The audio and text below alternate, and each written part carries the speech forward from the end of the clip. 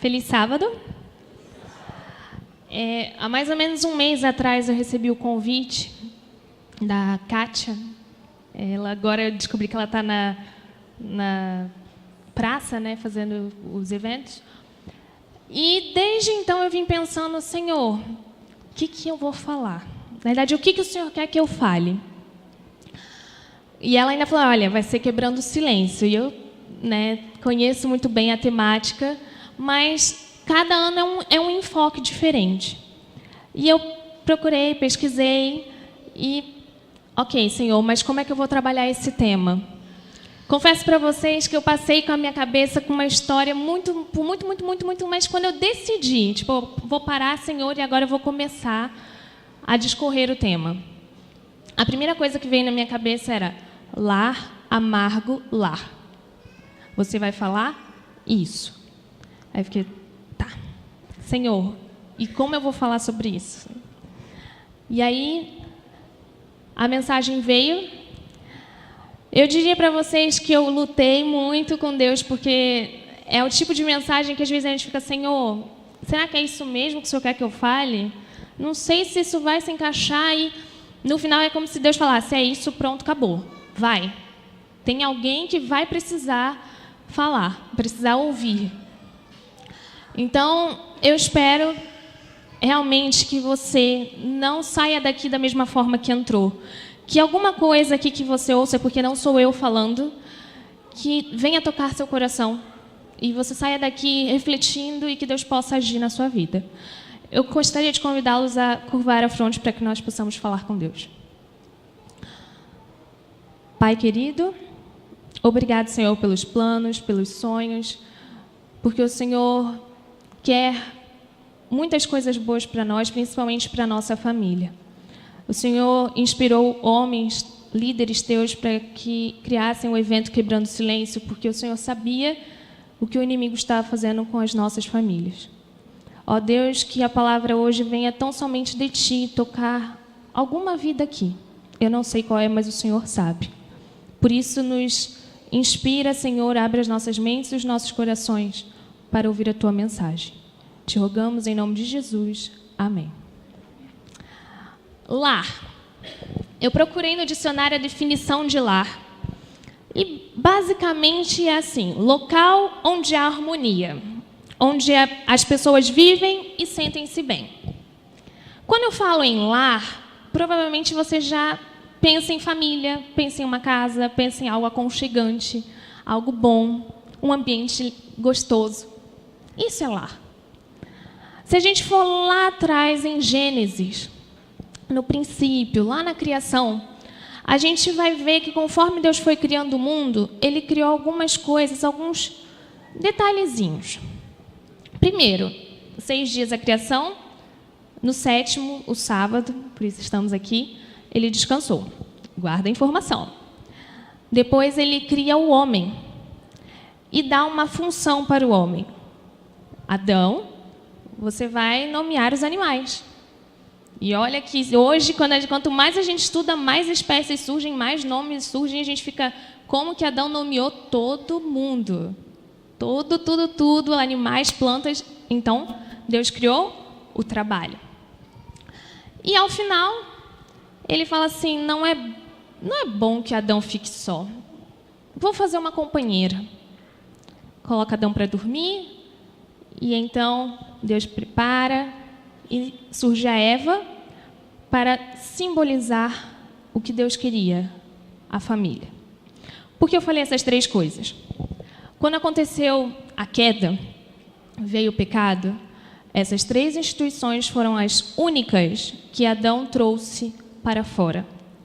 Hoje nós ainda temos o sábado, nós trabalhamos, mas devido ao pecado, nós trabalhamos com pesar, com cansaço, com desprazer, mas tem o trabalho, e nós temos a família. E se você para pensar, o inimigo ataca exatamente essas 3 instituições. Na realidade, vamos dizer que ele ataca o trabalho, e na realidade ele usa o trabalho para atacar as 2 principais, porque ferem diretamente a Deus, ao que Ele quis para nós. Então, se hoje o trabalho é tão exaustivo que muitas vezes a gente chega no sábado e nem quer vir à igreja, ou então o trabalho nos consome de tal maneira que nós não temos um tempo para a nossa família, é porque algo está errado. Não era esse o plano de Deus. E hoje eu gostaria de falar com vocês, sabendo disso, sobre uma família que na Bíblia a gente ouve às vezes a história, mas não para analisar. Mas foi um lar bem amargo.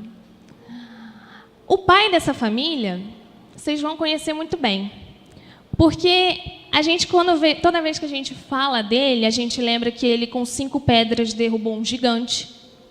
A gente lembra que ele teve várias vitórias com Deus. A forma como Deus o escolheu e o ungiu foi maravilhoso, foi incrível.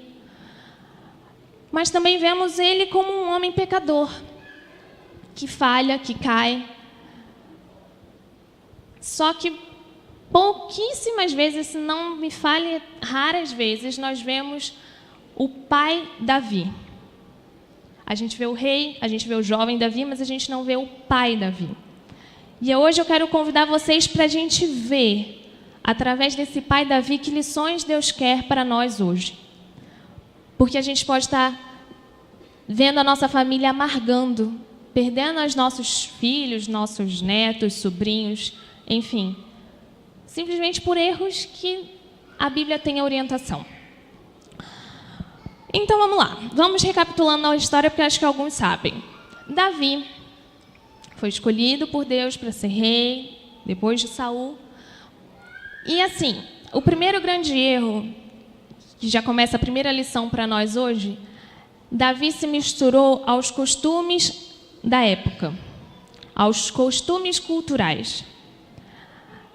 Quantas esposas, agora eu quero ouvir vocês, quantas esposas Deus deu para Adão? Ah, eu não ouvi, eu estou um pouquinho surda. Quantas esposas Deus deu para Adão? Quantas Evas ele fez? Então, quantas esposas Adão deveria ter? O casamento é para ser com quantas esposas? Começa o primeiro erro de Davi.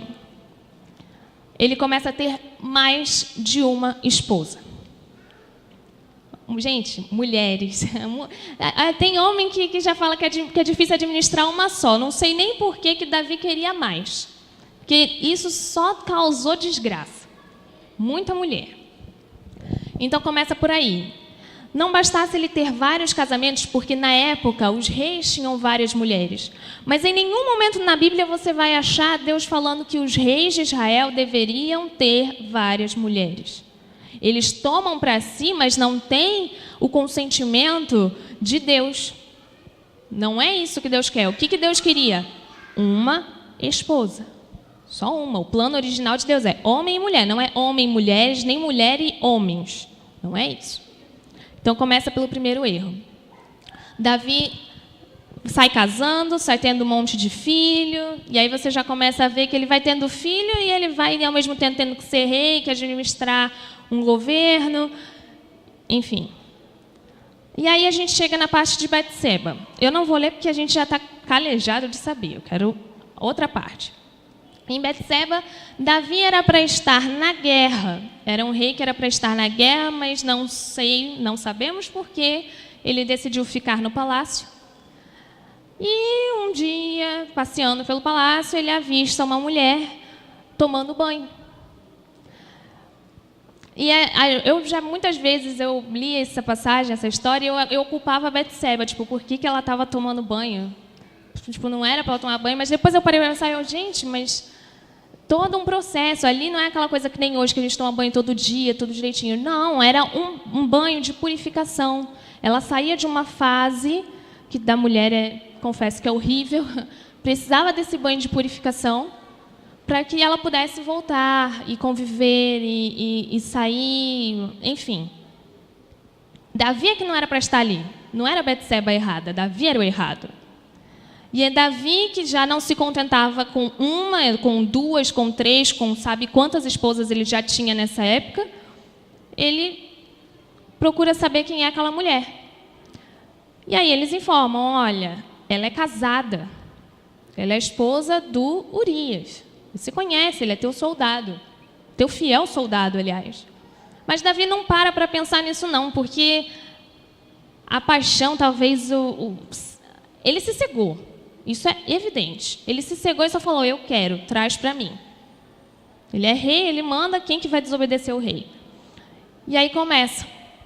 Ele tem relações com ela, depois a gente sabe que, para tentar encobrir o erro, ele começa a fazer uma série de erros. Ele mata o marido dela, depois traz ela para o palácio, enfim. Guarda isso. Davi pediu perdão para Deus, Deus perdoou. No final, nós vamos voltar nesse ponto. Abra sua Bíblia, por favor, em 2 Samuel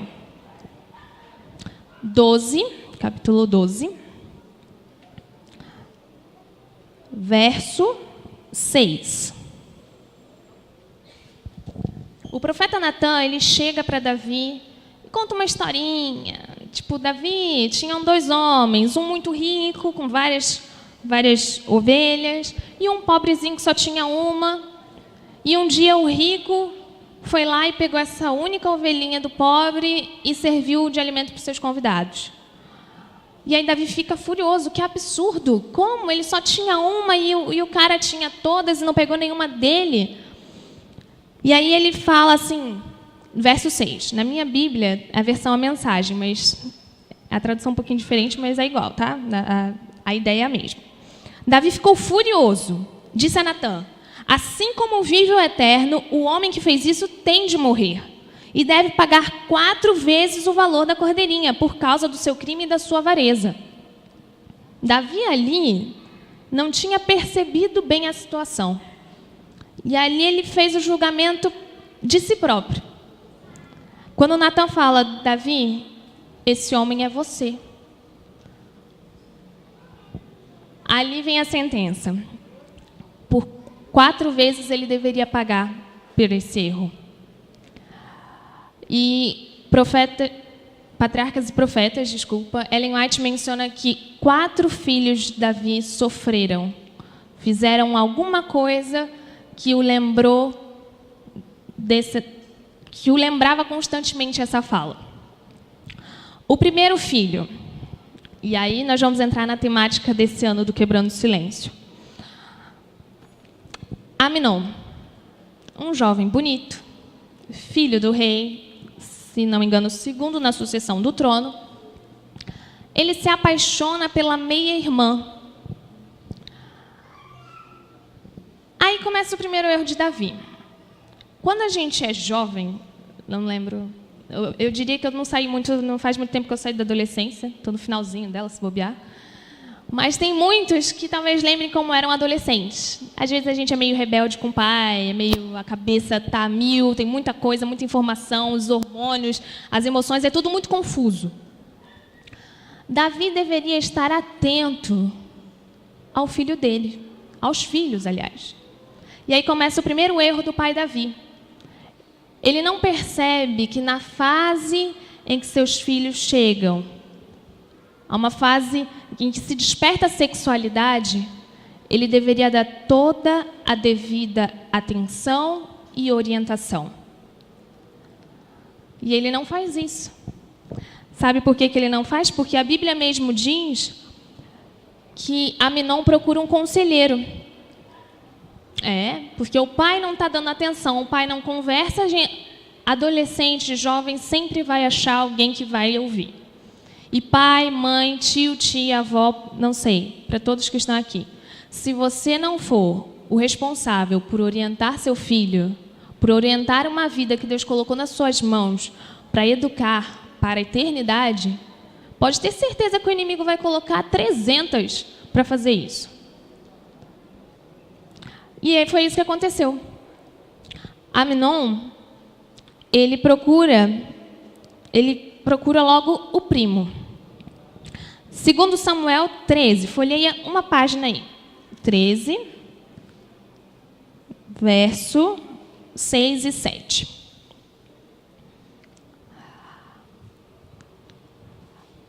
Amnon foi para a cama e fingiu estar doente. Quando o rei foi visitá-lo, Amnon pediu: mande minha irmã Tamar preparar alguns bolos aqui, onde eu possa vê-la e ser servido por ela.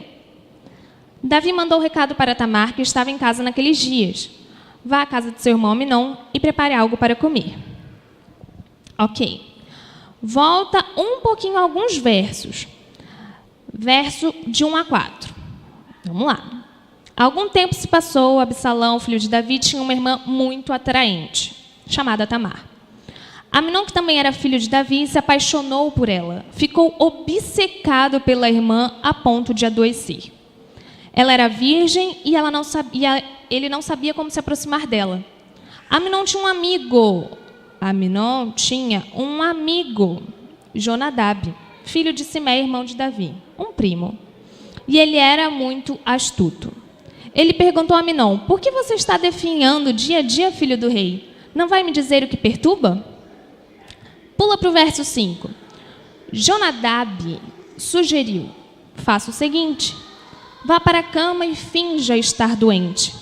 Quando seu pai vier visitá-lo, peça a ele: mande minha irmã Tamar preparar uma comida para mim e me servir, mas ela deve prepará-la aqui, onde eu possa vê-la. Quem deu a ideia astuta, esperta? O primo. E o pai Davi estava tão fora da situação que ele não percebeu nenhuma maldade no filho dele. Não, meu filho é santo, meu filho é puro. Meu filho fazer isso, não. Filho dos outros, talvez, o meu, não. E ele vem com uma pergunta, quando Amnon pede a irmã, que é atraente, é virgem, pede para que ela cozinhe para ele, por que Davi não parou para perguntar, tipo, você pode ter qualquer cozinheiro que você quiser, eu sou o rei, você pode pedir qualquer um que eu mando para você. Por que Davi não questionou, por que tem que ser a sua irmã? Não, Davi nem considerou. Entregou Tamar de mão beijada. E Amnon forçou, estuprou a minha irmã. E aí começa a primeira desgraça na família de Davi. A Tamar era virgem, até uma princesa que a Bíblia diz que ela se vestia com trajes de pureza, que eram originais da época. E quando o irmão chama, que ela vê as intenções do irmão, ela ainda tenta dialogar, ela tenta falar com ele. Tipo, chega a um ponto que ela fala assim, mas se você me pedir para o rei para casar comigo, eu caso com você. Não vamos fazer isso, sabe? Ela já estava tentando inúmeras soluções, mas ele estava cego. Ele estava pensando, na realidade ele não estava pensando, ele estava pela paixão, pelo desejo, pela carne. Ele só conseguia ver ela como um objeto sexual, ele não via mais a princesa, não via mais a filha do rei, nem a minha irmã. E quando ele força, o que ele fez era algo abominável no reino de Israel. Acho que em todas as culturas, até hoje, se a gente vê algo assim semelhante acontecer, a gente abomina. Não precisa nem ser cristão, imagina naquela época. E quando ele faz isso, ele sente nojo em seguida. E a expulsa da frente dele. Agora pense na coitada da Tamar. Enviada para fazer um bolo inocente. Ela é estuprada pelo meio-irmão, pela família. Às vezes a gente cresce com esse sentido de família, a minha proteção é meu suporte, apoio seguro, e acaba não sendo. No caso dela, foi assim. Família que era para me proteger, a minha família está me maltratando. E não bastasse isso, depois ela ainda é humilhada, ela é colocada como um lixo, como um nada, e sai da minha frente. E ela sai desesperada. Ela se rasga a roupa, porque a primeira coisa é, eu não sou mais isso. Eu nem sei mais o que eu sou. E ela se rasga, ela começa a chorar, a gritar, e Tamar, eu diria que Tamar quebrou o silêncio. Mas não foi suficiente, porque o pai dela, ausente relapso, não percebeu. E aí a gente sabe que Davi soube da história, ficou irado e legal. É bom quando o pai fica irado. Ah, se minha mãe só tivesse ficado irada quando eu fizesse uma coisa errada na minha vida. Mas não. Sempre vinha alguma punição, tinha alguma correção. Só ficar irado não vai adiantar de nada. Davi ficou irado.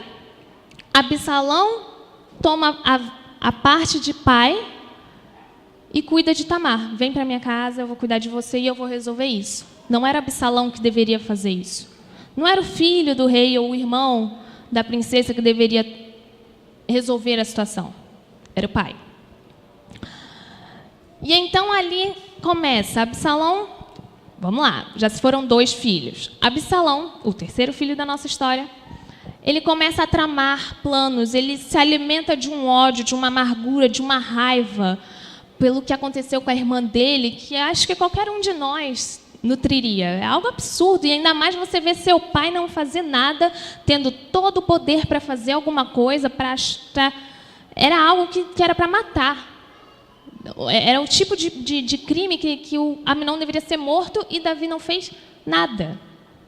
Então ele resolve dar o jeito dele. E aí o que acontece? A gente sabe que com isso Absalão começa a tramar, ele passa um tempo até que ele resolve fazer um banquete. Aí ele chama: pai, Davi, gostaria que todos viessem a um banquete em minha casa. Jogou que a gente chamaria de miguezinho, né? Foi falando. Aí Davi falou: olha, não dá para ir todo mundo, é impossível todos saírem daqui, eu mesmo não vou poder ir. E aí ele fala: não, tudo bem, mas o senhor pode permitir que o meu irmão Amnon venha? Mais uma vez, o relapso pai Davi, o desligado pai Davi não percebe nenhuma maldade. Ele chega até a perguntar: mas por que Amnon? Ali ele poderia até chegar, tipo assim, opa, tem alguma coisa estranha. Mas não, porque ele foi levado pela insistência de Absalão e ele falou: pode ir, vão, não tem problema, faz o banquete. Vão todos os filhos do rei, eles, servem o banquete, e nós sabemos que o banquete já era totalmente armado para matar Amnon. A punição que Amnon deveria receber do rei, ele recebe do próprio irmão. E aí agora Davi resolve achar um absurdo o que aconteceu, se ira novamente e expulsa o filho da presença dele. Expulsa Absalão. No capítulo 13, no verso 32,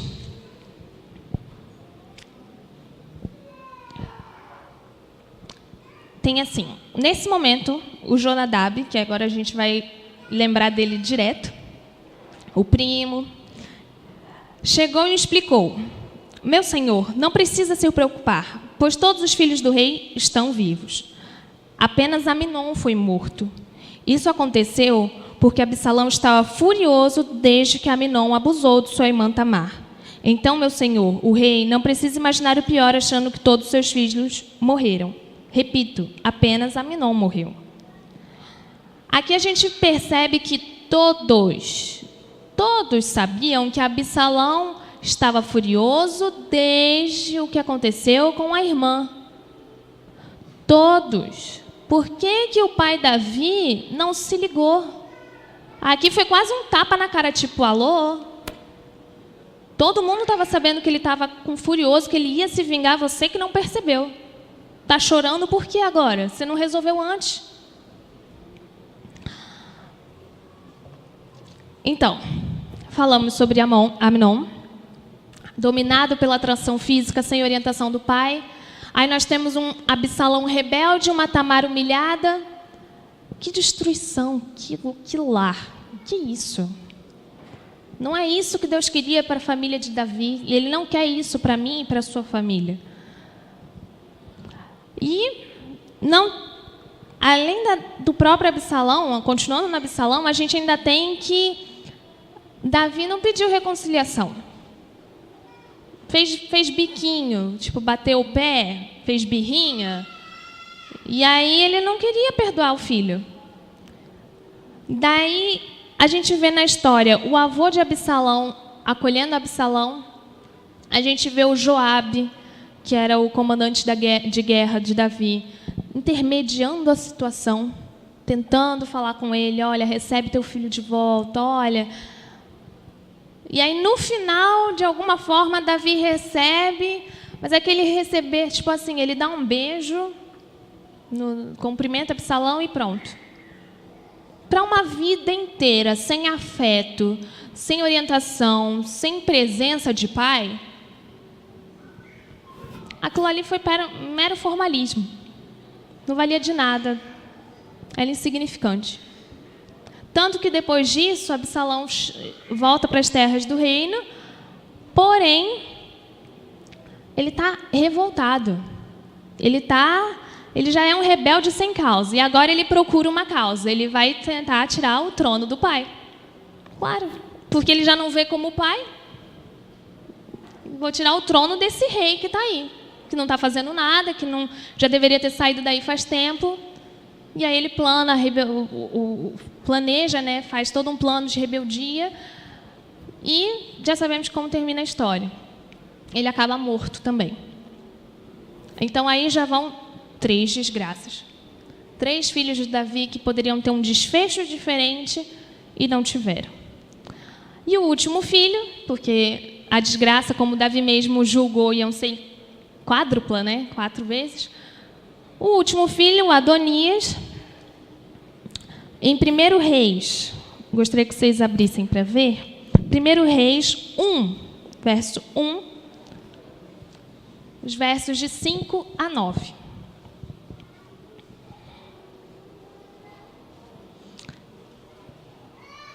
Na ocasião, Adonias, cuja mãe se chamava Agite, se gabava dizendo: eu sou o sucessor do rei. Ele providenciou carros, cavaleiros e 50 homens para correrem à sua frente. Presta atenção agora. Seu pai o criou muito mimado, nunca o repreendia. Está assim na minha versão. Na sua pode colocar que Davi não era presente, eu não sei como está, mas percebe essa frase. Ele também tinha boa aparência e vinha logo depois de Absalão. Ok. Ficamos com a frase que não está à toa na Bíblia. Nada está escrito à toa na Bíblia. Davi não foi presente e como que está aqui? Nunca o repreendia. Não só a ele, como a todos os filhos, como deu para perceber. E aí vem mais um filho com rebeldia, mais um filho fazendo coisas indevidas, erradas, tenta usurpar o trono, acaba morto, mais uma tragédia. As lições que eu queria colocar para vocês, que a gente aprende com o Davi, que, olha, apesar de ser digamos que um zero à esquerda como pai, ele foi o homem segundo o coração de Deus. A minha história, a tua história não precisa ser assim. Os nossos filhos, as nossas crianças, os nossos jovens, nossas mulheres não precisam passar por isso. Não precisam sentir a humilhação de Tamar ou se sentirem como lixo como ela. Também não precisam se rebelar tanto contra próprios familiares, contra o próprio Deus. Porque muitas vezes a gente quer enxergar Deus no nosso lar, mas Deus nunca foi convidado para o lar. Deus nunca foi a terceira pessoa no casamento. Deus nunca foi parte da minha família. É claro que a primeira pessoa, o primeiro nome que eu vou pensar em questionar vai ser a Ele. O que o Senhor está fazendo que não ajudou a minha família, que deixou a minha família virar esse caos. Quando, na realidade, as escolhas, as consequências ou a culpa são dos meus próprios familiares, de mim mesma. Deus dá uma chance todo dia. E talvez a minha chance ou a sua chance seja hoje de recomeçar, de reconhecer onde que no seu lar está amargo, onde que precisa de uma mudança, de uma transformação, de um ajuste. Sabe por quê? Eu não sei quantos aqui nasceram e foram criados na igreja, mas eu acredito que muitos já ouviram a música Se na família está Jesus, é feliz o lar, é feliz o lar, é feliz o lar. Isso não é à toa. Nós cantamos e repetimos para as nossas crianças, mas nós não vivemos, porque se Jesus não está na nossa família, o que acontece com o meu lar? O que acontece com o seu lar? Mas eu não queria falar só tragédia. O lar de Davi realmente foi trágico, a gente aprende as lições, mas gostaria de mencionar um lar que reconheceu a tempo e foi transformado. O lar de Jacó. A família de Jacó é uma família que foi transformada pelo poder de Deus. É uma família que estava à beira da total destruição. Vamos lá, vou tentar listar os elementos que faziam da família um lar tremendamente amargo. A família de Jacó tinha provocação, a família de Jacó tinha ciúme, tinha falta de respeito, falta de compreensão, tinha corrupção, tinha mentira, tinha roubo, tinha engano, teve estupro, teve morte, teve falta de fé e confiança na providência de Deus. Você para listar tudo e você fala, caraca, essa família... Que isso? Que família é essa, né? Como que Deus consegue transformar uma família que... Impossível. Mas Jacó percebeu a tempo que sem Deus, no lar dele, não ia dar certo. A própria promessa que Deus havia feito para Abraão, seu avô, para Isaac, seu pai, não conseguiria seguir adiante se ele continuasse com a família do jeito que estava. E aí ele chama todos os filhos, chama todas as esposas, enfim, as servas, todo mundo, e fala assim, olha, assim, desse jeito não dá. Nós precisamos tomar uma atitude, nós precisamos que Deus esteja na nossa família, que Deus venha estar no nosso lar e que Ele seja o principal aqui para a nossa vida. Porque se Ele não estiver, não adianta. Não vai servir de nada. E a gente tem um desfecho bem bonito. Porque a gente tem em Gênesis toda a família, pela misericórdia, o poder e a graça de Deus, toda a família reafirmou a aliança. Assumiu o compromisso de ser a família de Deus, de ser um lar feliz, de ser transformados. E graças a essa transformação, hoje estamos aqui, porque graças a eles, o mundo chegou ao que é hoje. Jesus veio ao mundo através da família de Jacó. A transformação. Se Deus não for presente, parte na minha vida, na minha família, quantos anos, por quantos quebrantos os silêncios a gente vai precisar ter para perceber que sem Deus não vai adiantar. A gente prega para o mundo que realmente mulheres, crianças, não é assim. Não é para sofrer abuso, não é para ser estuprada, não é para sofrer calada. Não, sofrer calado, não. Não é para você. Deus não te fez para sofrer, entenda isso. Deus não te fez para sofrer. E o que a gente quer é que o mundo reconheça que basta, não é assim. E eu queria concluir, assim, acabando. Lembra no início, quando eu falei que Davi pediu perdão para Deus pelo pecado dele? Mas o problema é que Davi nunca se perdoou. Uma coisa é quando a gente pede perdão para Deus, outra coisa é quando a gente aceita esse perdão e a gente se perdoa. Talvez tenha alguém aqui que não se perdoou. Porque nós somos humanos, falhos, caímos, levantamos. E a gente pede perdão, Senhor, esse é o meu pecado, essa é a minha vida. Olha, transforma, me perdoa. O Senhor perdoa, o Senhor apaga, esquece o nosso pecado, mas a gente não. A gente falta. E Davi, por não ter se perdoado, quando viu os filhos fazendo os mesmos erros dele, quando era para ser incisivo, ser pai, por ele não ter se perdoado, ele se acovardou.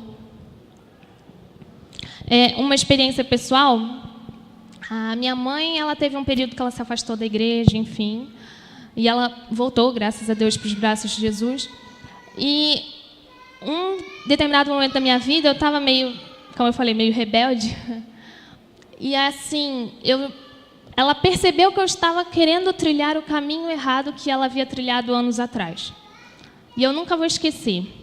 Ela virou para mim e falou assim: hoje eu falo com você e eu consigo sentir exatamente o que Davi sentiu. A sensação de não ser capaz de te corrigir.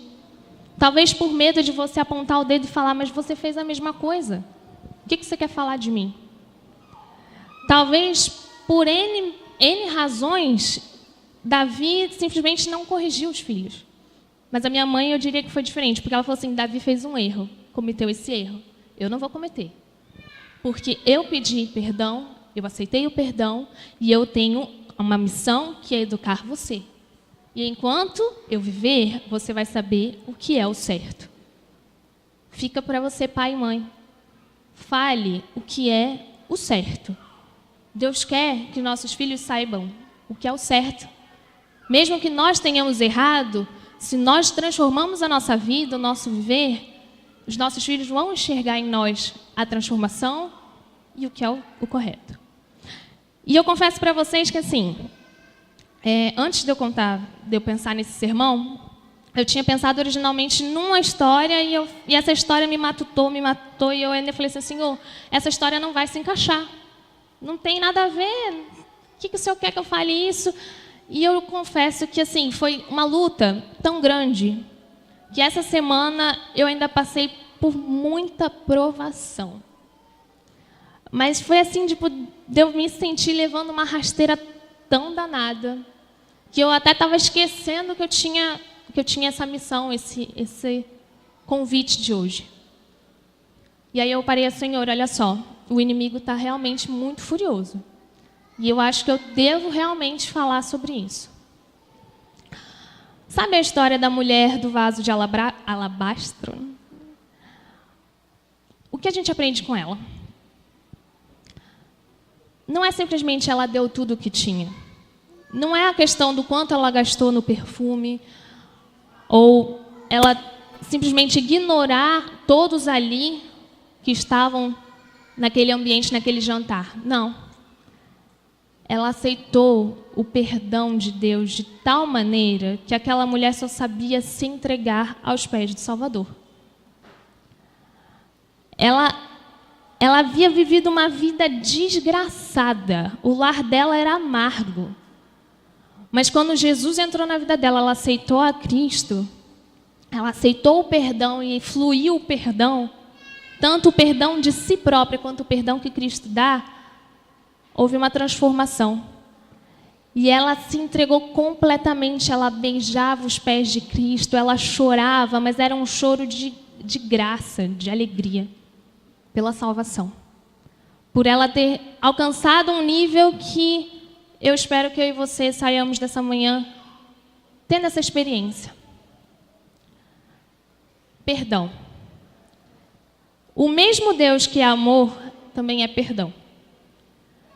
E talvez hoje, aqui você veio, não sei a sua vida, não sei da sua família, não sei quem é você.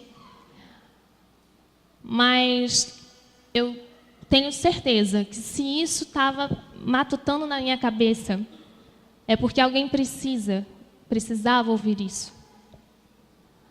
A gente só se liberta do passado, se liberta da mágoa, se liberta da dor, e permite que Deus transforme e me faça feliz quando nós perdoamos. Eu falei essa semana para um amigo: o passado passou, vira lição e deixa lá para trás. O presente, como o próprio nome diz, é presente, é dádiva, e o futuro a Deus pertence. E Deus, com toda certeza, como a gente cantou no início, quer fazer da tua vida maravilhosa. Grandes planos e grandes sonhos Ele tem para mim, para você, para a tua família e para a minha família. Nunca se esqueça disso. Saia daqui com essa certeza. Deus te ama, Deus te perdoa, e convide Ele para a sua família, para o seu lar. Permita que Ele faça do seu lar um lar feliz. Que Deus nos abençoe.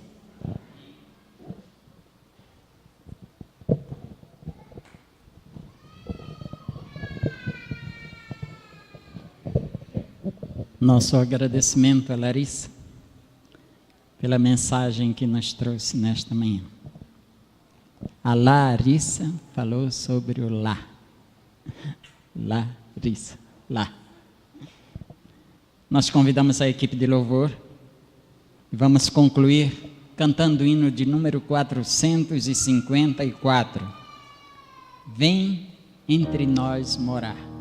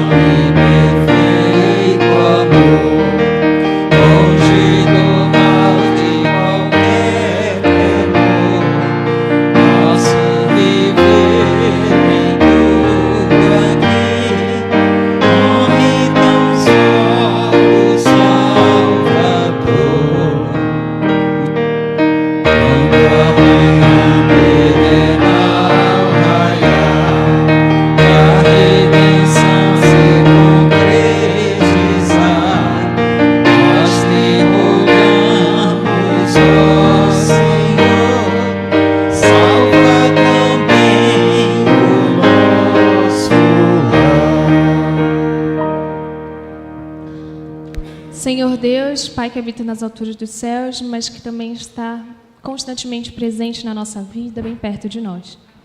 Nós te suplicamos, Senhor, que venha estar, Senhor, venha morar na nossa família. Venha transformar algum coração que precisa da tua transformação, que precisa do teu perdão e da aceitação da tua graça. Senhor, dá-nos do teu amor, o fluir do teu amor e do teu perdão também.